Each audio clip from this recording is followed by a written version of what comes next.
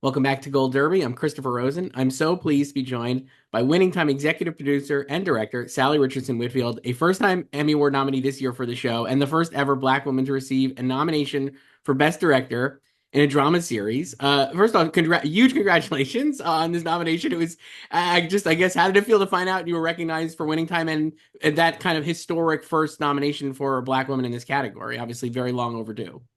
Uh, Both were, I was completely surprised. Getting nominated in the first place was completely off my radar. The show had been canceled and I was really focused on Gilded. I was like, maybe Gilded will get it for best show. Like I was so focused on that. So it was a beautiful surprise. It's always fun when you're on the set at work while you're doing the thing that you love, to get recognized for a show that I'm really, really proud of. And then to get another call from a friend of mine who's like, I don't know if you know, but you are the first Black woman to get this nomination, which I was excited about, but also quite shocked and saddened. It seemed almost impossible that could be, in this year.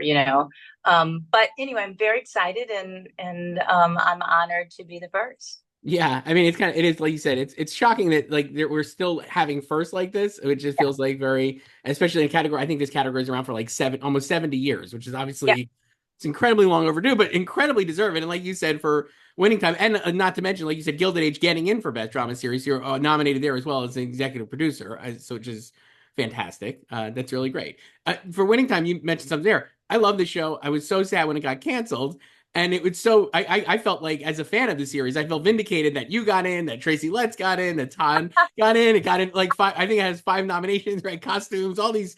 Really, it really was like recognized by the Academy in this way that I think was maybe unexpected, like you said, because of it ending prematurely. So I guess was that vindicating for you, having been such a huge part of the show and its creative success? Definitely. I mean, I think we all, when we were doing the show, we all thought we were doing something special, and we also knew how hard that show was to do. Just the basketball, the way we attack the basketball, and just the scope of it. Same thing, for our costume department, our visual effects department, and Todd, my wonderful DP. These are all departments that I feel people just don't understand how hard they work to make a show like that come alive. It feels like I wonder if you felt this too watching it. And I was like, before our interview here, I was like, I'll watch your episode, and then I ended up watching the whole show again because I was just so into it. It's so good. But I was like, it feels almost like it's the craft and everything in the show is so good. It almost feels effortless, right? Because you're just accepting that you're watching like real bad. You know what I mean? It's like I'm just buying that I'm watching like real footage from these games that took place like 30, 40 years ago. It's really incredible. We spent a lot of time studying footage, and because you want to do two things. You want to study the footage so you can really honor what happened in that game, down to what person's red shirt they were wearing right behind Kareem when he gets the all-time scoring record. You want all those details. But then, of course, if that's all we were going to do, they could look at the old footage. So then we have to figure out, how do we jump inside of that game and give the people the story that they've never seen before? What are these players thinking about when they're on the court and this is happening, so that you do feel like like you felt watching it, that you're really in there. And that was the hard part of it, making it feel like, effortless. Yeah, it's really a great trick. You're nominated for the episode Beat LA, which is I would say honestly, like I'm not even blowing smoke, like some of the best basketball I've seen, like we're talking about here. I think it's like the game footage is unbelievable. There's so much of it. And the thing that I think is really interesting is this is a show obviously that has had so much basketball. Like in the previous like we're every episode there's so much basketball, clearly. But this one it felt Yes. like a level up from even what had come before. And I guess like how did you kind of like knowing this was such a key episode and knowing that there was so much action in terms of like the basketball on that front, how did you kind of elevate those, like elevate up from the level it was already at, I guess? How do you go further? Well, we definitely knew what was coming, so we were like slowly trying to get bigger and bigger, but we knew that episode, we couldn't bore you with watching every single game, right? So how do we make it interesting this time? And Todd and I just came up with this idea of all these playoff games coming together almost like in this circle where everything was connected. And that was really the thought where we started. And then it grew into, okay, well, then this ball could be passed to that. And then the stadium could change mid shot. Again, it's a reason why I'm so proud of that particular sequence, because it really does feel like something I can take ownership of. It was, I think it may have been 2 lines in the script where it said, and teams come towards each other in the playoffs and head to head. You know, it was like something simple like that. And everything else was something that Todd and I, our basketball coordinator, bringing in visual effects to tell them what we needed to do, and our skate guy who was our on the our camera operator on the skates, bringing him in to choreograph it with us. It just became this huge endeavor where we all jumped in, and I do think it's some of the best basketball that I've seen. But all summer, my DP and I were like throwing ideas at each other, because we were like, next year when we come back, we're just gonna kick basketballs. It's so good. You also have, I think, in that sequence too, that is with "Won't Get Fooled Again," right? By the Who, like as the music cue. Is that in Yeah. that sequence as well? So I was like, that's obviously like a very classic rock favorite, right? And I was like, the only time I've ever seen it utilized as like accompaniment to like a movie or a TV show was in Summer of Sam. Spike Lee uses it so well, and here it's so incredible as well. And I just loved like everything about that is so good. And you mentioned like it was only like, was that like, I guess, how did you make sure that that would work, that like the song would work with that big sequence like you're talking about? Now we have beautiful, music, supervisors who figure it out. And we do try out different songs and see what's giving you a great feeling. Adam McKay is a big music guy, and I think he takes pride in making sure we have the best songs in our episodes. Yeah, it's just a fantastic sequence. You mentioned there, like obviously, like before you become a really successful and prolific director, you were a fantastic actor as well, which I'm sure people know.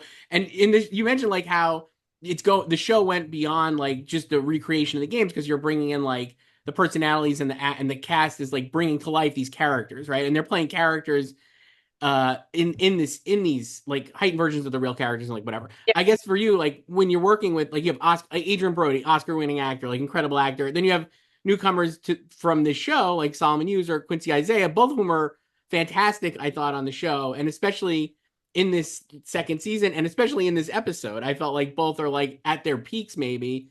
Can you talk a little about like working with the various performers and making sure, obviously they know the characters, but like making sure they're like really nailing those performances? Well, it's been wonderful to watch them grow. I feel like I've been part of that process. And for the veteran actors, a lot of times it's just coming in and maybe reminding them what scene happened before this, where they are emotionally, giving them small little tweaks. But everyone needs a little help. And then our younger guys, it's just, I think a lot of times it's explaining where these emotions are. And Quincy in particular is very good with me coming in and going, okay, so you're here, then I need you to kind of run here and then taste it up here. And, like I can just really give him a roadmap, and he jumps right in. And then looking at our Solomon, like, he gives the most amazing speech this year. And he really wasn't someone who was looking to be an actor, but he so embodies Kareem that he's just grown into that role. And again, he's learned how to kind of follow my roadmap. And we all know each other so well that the trust is there. And I think that's when you get the best performances. Yeah, he's really incredible, and like I think he, like exactly what you said there too. He really does embody Kareem, or what I imagine Kareem was like then. You know what I mean? Like, and it just is, again, it feels like it's such a great performance because it's not mimicry, obviously, but it's like it just really gets the essence of him. And I think that's like one of the things I love about the show down the line is it just feels like it gets the essence of the era so well. You guys do that too with like the way you're mixing media, right? Like the VHS and all that stuff. Is that fun for you as a director, get to play or like work with Todd like in those like different like looks and the way it looks, like from like VHS, I guess, to like 8 millimeter maybe to 16 millimeter? I don't even know. It just keeps Well, jumping around. Yeah. we grew into VHS as we got into, later into 85, so that the camera work changed with the times. But for me as a director, it really means I have no rules. Hmm. You have tools and I can use anything at any point that what I feel feeds the emotion.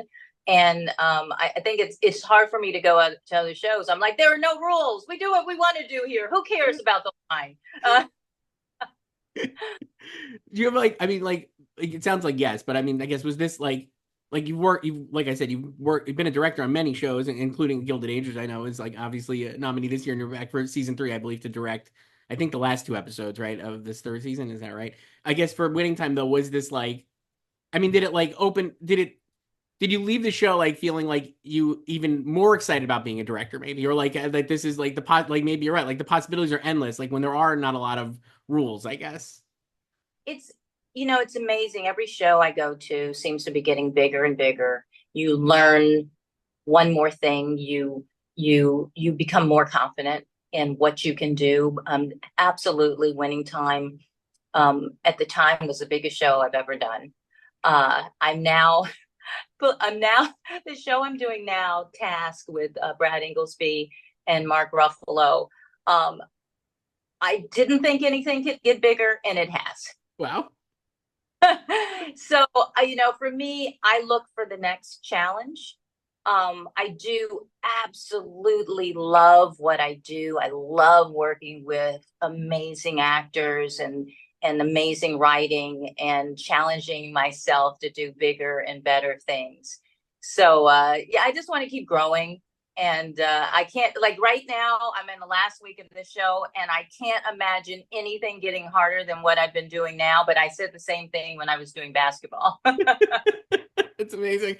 All of these shows we were mentioning here, Winning Time, Gilded Age, and Task, obviously, are all HBO shows, right? And all like you've worked really closely, obviously, with the network here. Why? What? And like obviously, as a viewer, I'm a huge fan of all of these HBO shows, and I cannot wait to see Task. Obviously, as a fan of like Brad and yourself and Mark, I'm really psyched for that show.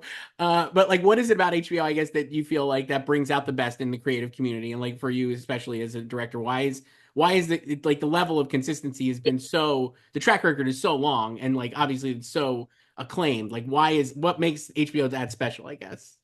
I think it comes down to the amount of time that they really put into developing these stories and the characters. There, I've never worked for any other companies that spend so much time to get the scripts right and get the story right and fill in those holes that we all find when we're watching. You're like, that doesn't make any sense.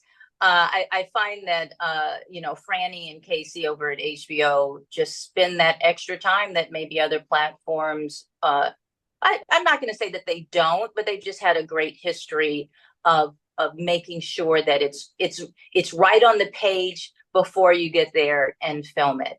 And they're really supportive of filmmakers. You're not micromanaged over there. The producers trust that they brought you in to do what you do, and they let you go ahead and again do what you do. I think it just brings out the best in everyone who works there. Yeah, and I definitely think it did. Obviously, on Winning Time, I was like, I mean, I would love to see it come back for season 3. I know that's not gonna happen probably, but stranger things may have happened. Who knows? But but at least we'll always have season 2. We'll always have this episode Beat LA that you're nominated for as best director. Winning Time executive producer and director Salli Richardson-Whitfield, also nominee for the Gilded Age this year as an executive producer. Congratulations on these nominations. Thank you so much for doing this interview. It was really nice chatting with you. Appreciate it.